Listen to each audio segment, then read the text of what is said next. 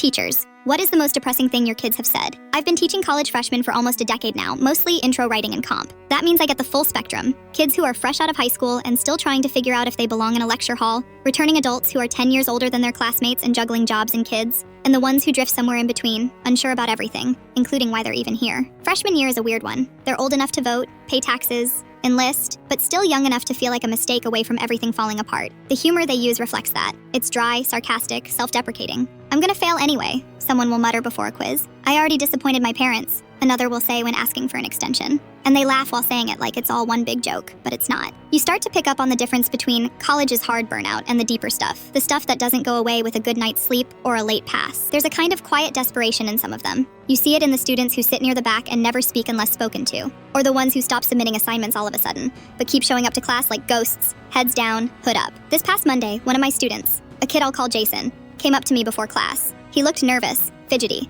I thought maybe he was going to ask about a grade. He said, "Hey, I know this paper is important and all, and I don't want you to hate me, but I couldn't get mine done in time." I get this sort of thing all the time. They oversleep, they forget, they procrastinate. It happens. I started to say something along the lines of, "Thanks for telling me," but then he cut me off, took a deep breath like he was about to dive into cold water. "My dad called me last night," he said, "and told me he's leaving my mom and moving away. So he's leaving me too, I guess. And I just couldn't deal with it. I'm really sorry if you're mad at me." It hit like a punch. Not just what he said, but how he said it. Like he'd rehearsed it. Like he'd convinced himself I was going to yell at him, or think less of him, or write him off as lazy or irresponsible. This is a kid who never missed class. Sat in the second row, always had a notebook open, always nodded along during lectures. Polite, respectful, quiet, but present. The idea that he thought I would be mad at him for not turning in a paper while his family was coming apart just gutted me. I told him I wasn't mad. Of course I wasn't mad. I told him to take his time, to turn it in when he could, or not at all if he needed to step away. That the grade didn't matter right now. That I was just sorry he had to go through it. He nodded, didn't cry, just nodded.